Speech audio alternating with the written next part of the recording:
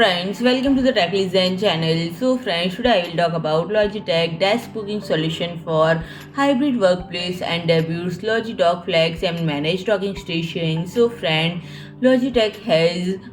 the service runs on Logi Dock Flex, a fully feature managed docking station built for shared desk in flexible work environments, and the move to a hybrid work model has given companies the opportunity to reassess and optimize their office space, has also reduced the challenges of motivating employees back to the office and the need for data and insights to understand space configuration and continue investment. And friend,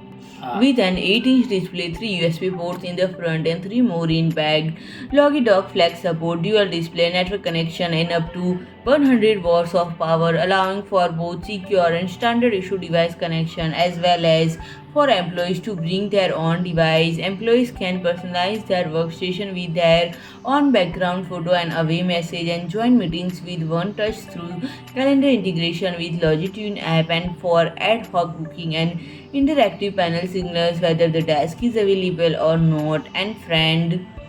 if I talk about the pricing and availability, it is available from 1st July and it is priced at 699 USD dollars. So friend, if you like my video, please do like, share and comment, and don't forget to subscribe my channel and press the bell icon.